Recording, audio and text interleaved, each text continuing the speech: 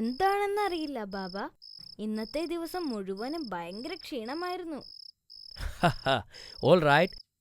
100 വർഷം ഉറങ്ങിക്കിടന്ന ഉസൈർ നബി അലൈഹിസ്സലാമിന്റെ കഥ നീ കേട്ടിട്ടുണ്ടോ? നിനക്ക് ഞാൻ പറഞ്ഞു തരാം. 100 വർഷമോ? അത്രയും നാൾ ഒരാൾക്ക് എങ്ങനെ ഉറങ്ങാൻ കഴിയും? നീ ഇപ്പോൾ പോയി കിടന്ന് ഉറങ്ങിക്കൊള്ളൂ. അദ്ദേഹത്തിന്റെ കഥ നാളെ പറയാം. വേണ്ട ബാബ, എന്റെ ഉറക്കം പോയി.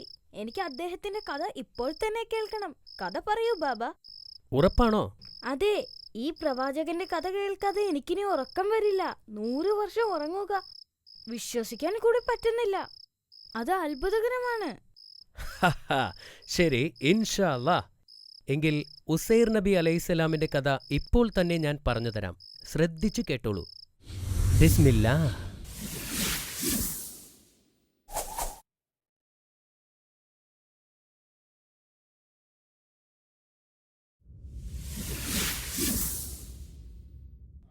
ഉസൈർ നബി അലൈഹിസ്സലാം ഒരു വിശുദ്ധനും ജ്ഞാനിയുമായിരുന്നു. സുലൈമാൻ നബി അലൈഹിസ്സലാമിന് ശേഷവും സക്കരിയ നബി അലൈഹിസ്സലാമിന് മുൻപുമായിട്ടാണ് അദ്ദേഹം ജീവിച്ചിരുന്നത്. ഒരു ദിവസം പതിവ് പോലെ പ്രവാചകൻ കഴുതപ്പുറത്ത് തൻ്റെ ഫാമിലേക്ക് പോവുകയായിരുന്നു. ഉച്ചയോടെ വർഷങ്ങൾക്ക് മുമ്പ് നാശം വിതച്ച ഒരു ചെറിയ പട്ടണത്തിൽ അദ്ദേഹം എത്തിച്ചേർന്നു. അവിടെ ആരും ജീവിച്ചിരിപ്പില്ലായിരുന്നു. തകർന്ന കെട്ടിടങ്ങളും ചുവരുകളും കിണറുകളും മനുഷ്യരുടെ ധാരാളം അസ്ഥികളും അദ്ദേഹം അവിടെ കണ്ടു. പ്രവാചകൻ രാവിലെ യാത്ര ചെയ്യാൻ തുടങ്ങിയതായിരുന്നു. സൂര്യൻ്റെ ചൂട് കൂടി വന്നപ്പോൾ ആ പട്ടണത്തിൽ കുറച്ചു സമയം വിശ്രമിക്കാൻ പ്രവാചകൻ തീരുമാനിച്ചു. അദ്ദേഹം കഴുതപ്പുറത്തു നിന്നും ഇറങ്ങി ഒരു മരത്തണലിലിരുന്നു. അദ്ദേഹത്തിന് നന്നായി വിശക്കുന്നുണ്ടായിരുന്നു.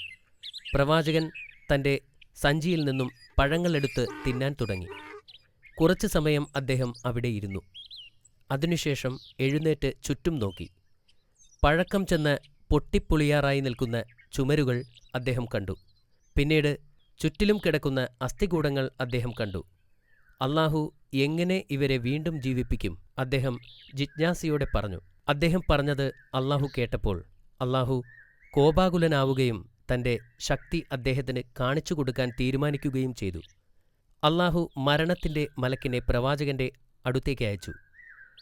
മരണത്തിൻ്റെ മലക്ക് പ്രവാചകന്റെ അടുത്തു വന്നു. അല്ലാഹു പറഞ്ഞതുപോലെ പ്രവാചകന്റെ ജീവൻ എടുത്തു. പ്രവാചകൻ ജീവനില്ലാതെ കുറേ കാലം അവിടെ കിടന്നു. അതിനിടയിൽ പ്രവാചകന്റെ കഴുതയും ചത്തുപോയി. ഏകദേശം 100 വർഷം പ്രവാചകൻ അങ്ങനെ മരണപ്പെട്ട് കിടന്നതായി പറയപ്പെടുന്നു. ആ 100 വർഷത്തിനിടയിൽ ധാരാളം മാറ്റങ്ങൾ സംഭവിച്ചു. ഒരു ദിവസം പ്രവാചകനെ മരണത്തിൽ നിന്ന് ഉണർത്താൻ അല്ലാഹു തീരുമാനിച്ചു. മരണത്തിന്റെ മലക്കിനെ അദ്ദേഹത്തിനടുത്തേക്ക് വീണ്ടും അയച്ചു.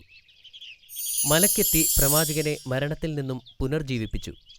പ്രവാചകൻ കണ്ണുകൾ തുറന്നപ്പോൾ എന്താണ് സംഭവിച്ചതെന്ന് മനസ്സിലായില്ല. നിങ്ങൾ എത്ര കാലം ഉറങ്ങി? മലക്ക് ചോദിച്ചു. അപ്പോൾ വൈകുന്നേരമായിരുന്നു. പ്രവാചകൻ ഉറങ്ങിയിരുന്നത് ഉച്ചയ്ക്കായിരുന്നു. ഞാൻ 1 ദിവസം അല്ലെങ്കിൽ പകുതി ദിവസം ഉറങ്ങി.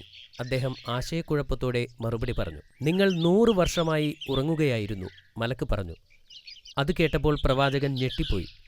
അദ്ദേഹം ജീവിതത്തിലേക്ക് തിരികെ വന്നത് അല്ലാഹുവിൻ്റെ ശക്തി കാരണമാണെന്ന് അദ്ദേഹം മനസ്സിലാക്കി.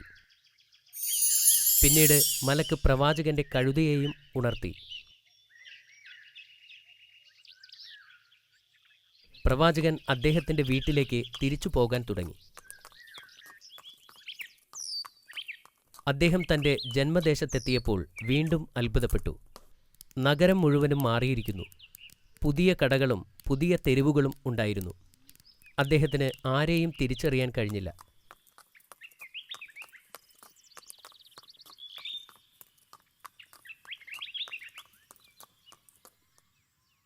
അദ്ദേഹം തൻ്റെ വീട്ടിലെത്തിയപ്പോൾ അവിടെയുള്ള ആരെയും അദ്ദേഹത്തിനും അവർക്കും തിരിച്ചറിയാനായില്ല. ഞാൻ ഉസൈറാകുന്നു, അദ്ദേഹം വീണ്ടും വീണ്ടും അവരോട് പറഞ്ഞു. എന്നാൽ അവർ തല കുലുക്കിക്കൊണ്ട് പറഞ്ഞു അവർക്ക് അദ്ദേഹത്തെ അറിയില്ല എന്ന്. അപ്പോൾ അദ്ദേഹം അവിടെയിരിക്കുന്ന വൃദ്ധയുടെ അടുക്കൽ ചെന്നു. അവർ അന്ധയാണെന്ന് പ്രവാചകൻ തിരിച്ചറിഞ്ഞു. ഇത് ഉസൈറിൻ്റെ വീടല്ലേ? അദ്ദേഹം ചോദിച്ചു. അതെ, അവർ പറഞ്ഞു. എന്നാൽ ആളുകൾ അദ്ദേഹത്തെക്കുറിച്ച് കുറേ കാലമായി മറന്നുപോയിരിക്കുകയാണ്. 100 വർഷം മുമ്പാണ് അദ്ദേഹം പോയത്. ഈ വൃദ്ധ സ്ത്രീ യഥാർത്ഥത്തിൽ ആ കാലഘട്ടത്തിൽ തൻ്റെ വീട്ടുജോലിക്കാരിയായിരുന്നെന്ന് പ്രവാചകൻ മനസ്സിലാക്കി. ഞാൻ ഉസൈറാണ്, അദ്ദേഹം അവരോട് പറഞ്ഞു. അല്ലാഹു എൻ്റെ ജീവൻ എടുത്തിരിക്കുകയായിരുന്നു. ഇപ്പോൾ 100 വർഷം പിന്നിട്ട് അള്ളാഹു എന്റെ ജീവൻ തിരികെ തന്നിരിക്കുകയാണ്. ആ വൃദ്ധ സ്ത്രീ അദ്ദേഹത്തിന്റെ ശബ്ദം തിരിച്ചറിഞ്ഞു. പക്ഷേ അവർക്ക് ഉറപ്പില്ലായിരുന്നു. അവർ പറഞ്ഞു, അള്ളാഹു ഉസൈറിന്റെ പ്രാർത്ഥനയ്ക്ക് ഉത്തരം നൽകും. നിങ്ങൾ ഉസൈറാണെങ്കിൽ എനിക്ക് കാഴ്ച കിട്ടാനും എനിക്ക് നടക്കാൻ കഴിയാനും അള്ളാഹുവിനോട് പ്രാർത്ഥിക്കുക. പ്രവാചകൻ സമ്മതിച്ചു. അദ്ദേഹം സുജൂദ് ചെയ്തു അള്ളാഹുവിനോട് പ്രാർത്ഥിച്ചു. എന്നിട്ട് അദ്ദേഹം എഴുന്നേറ്റ് നിന്ന് വിരലുകൾ അവരുടെ കണ്ണിനു മുകളിൽ വച്ച് പതുക്കെ തടവി. എന്നിട്ട് അദ്ദേഹം കൈകളെടുത്തുകൊണ്ട് പറഞ്ഞു, അള്ളാഹുവിന്റെ ശക്തിയാൽ കണ്ണു തുറക്കുക. എന്തൊരത്ഭുതം! അവർക്കിപ്പോൾ എല്ലാം കാണാൻ കഴിഞ്ഞു. പിന്നീടവർ എഴുന്നേറ്റ് പരസഹായമില്ലാതെ നടന്നു. ആ വൃദ്ധയ്ക്ക് ഭയങ്കര സന്തോഷമായി. അവർ സന്തോഷത്തോടെ പറഞ്ഞു, അതെ, നിങ്ങൾ പറയുന്നത് ശരിയാണ്. നിങ്ങൾ ഉസൈറാണെന്ന് ഞാൻ സാക്ഷ്യം വഹിക്കുന്നു. അവർ പ്രവാചകനോട് അവരുടെ കൂടെ ചെല്ലാൻ ആവശ്യപ്പെട്ടു. അവരൊന്നിച്ച് അടുത്തുള്ള ഇസ്രായേൽ സഭയിലേക്ക് പോയി. 118 വയസ്സ് പ്രായമായ പ്രവാചകന്റെ മകനാണ് സഭയ്ക്ക് നേതൃത്വം നൽകുന്നത്. അയാളുടെ കുട്ടികളും വലിയ കുട്ടികൾ പോലും സഭയുടെ ഭാഗമായിരുന്നു. ആ വൃദ്ധ സ്ത്രീ ചോദിച്ചു, അദ്ദേഹത്തെ നോക്കൂ, അത് ആരാണെന്ന് നിങ്ങൾക്കറിയാമോ? പക്ഷേ ആരും അദ്ദേഹത്തെ തിരിച്ചറിഞ്ഞില്ല. അത് നിങ്ങളുടെ പിതാവാണ് ഉസൈർ. അദ്ദേഹം തിരിച്ചെത്തിയിരിക്കുന്നു. നിങ്ങൾ കള്ളം പറയുകയാണ്. അദ്ദേഹത്തിന്റെ മകൻ പറഞ്ഞു. 100 വർഷം കഴിഞ്ഞ് എങ്ങനെയാണ് അദ്ദേഹം തിരിച്ചു വരുന്നത്? എന്നെ നോക്കൂ, ആ വൃദ്ധ പറഞ്ഞു. ഞാൻ നിങ്ങളുടെ പഴയ ജോലിക്കാരിയാണ്.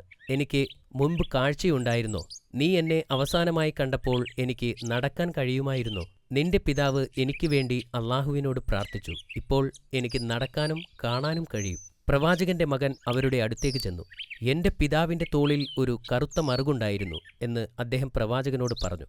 നിങ്ങൾക്ക് ആ മറുകു കാണിക്കാൻ കഴിഞ്ഞാൽ ഞങ്ങൾ നിങ്ങളെ വിശ്വസിക്കാം. പ്രവാചകൻ അദ്ദേഹത്തെ മറുകു കാണിച്ചു. അത് തന്റെ പിതാവ് തന്നെയാണെന്ന സത്യം അദ്ദേഹം തിരിച്ചറിഞ്ഞു. അദ്ദേഹം തിരിച്ചുവന്നതിൽ എല്ലാവർക്കും സന്തോഷമായി.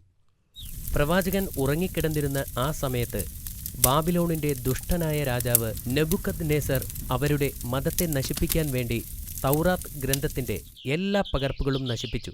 ലോകത്ത് അവശേഷിച്ചിട്ടുള്ള ഒരേയൊരു തൗറാത്ത് ഗ്രന്ഥത്തിന്റെ പകർപ്പ് മണ്ണിലെവിടെയോ കുഴിച്ചിട്ടിരിക്കുകയാണ്. അത് പ്രവാചകന് മാത്രമേ അറിയൂ. അള്ളാഹു വലിയവനാണ്, അദ്ദേഹത്തിന്റെ ഒരു കൊച്ചുമകൻ പറഞ്ഞു. തൗറാത്ത് ഗ്രന്ഥത്തിന്റെ അവസാന പതിപ്പ് എവിടെയാണെന്ന് ഞങ്ങളോട് പറയാൻ താങ്കൾക്ക് മാത്രമേ കഴിയൂ. തൗറാത്ത് കുഴിച്ചിട്ടിരിക്കുന്ന സ്ഥലത്തേക്ക് പ്രവാചകൻ ജനങ്ങളെ കൊണ്ടുപോയി. അദ്ദേഹം അത് പുറത്തെടുത്തു. ആ പകർപ്പ് കണ്ടപ്പോൾ ജനങ്ങൾക്ക് സന്തോഷമായി. അവരത് നഷ്ടപ്പെട്ടു എന്ന് കരുതിയതാണ്. ആ പുസ്തകം ദ്രവിച്ചു തുടങ്ങിയിരുന്നു. ചുറ്റും കുട്ടികളുമായി പ്രവാചകൻ ഒരു മരത്തണലിലിരുന്ന് ആ പുസ്തകം പകർത്തി എഴുതുകയാണ്. പ്രവാചകൻ ശ്രദ്ധാപൂർവം പഴയ ഗ്രന്ഥത്തിൽ നിന്നും വാക്കുകൾ പകർത്തി ഒരു പുതിയ ഗ്രന്ഥമുണ്ടാക്കി.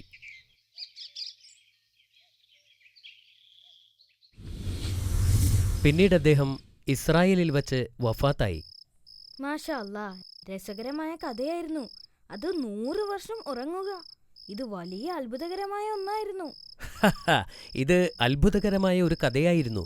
പ്രവാചകൻ ഉറങ്ങിക്കിടന്ന ആ തകർന്ന പട്ടണത്തിന്റെ പേരെന്തായിരുന്നു? ചിലർ അതിനെ സൈറാബാദ് എന്നാണ് പറയുന്നത്. ശരി, ഇനി ചോദ്യത്തിലേക്ക് കടന്നാലോ? ചോദിച്ചോളൂ. എന്തുകൊണ്ടാണ് അള്ളാഹു പ്രവാചകനെ ഇത്ര കാലം ഉറക്കിയത്? പ്രവാചകൻ ഒരു നിമിഷത്തേക്ക് അള്ളാഹുവിന്റെ ശക്തിയെ സംശയിച്ചതുകൊണ്ടാണ്.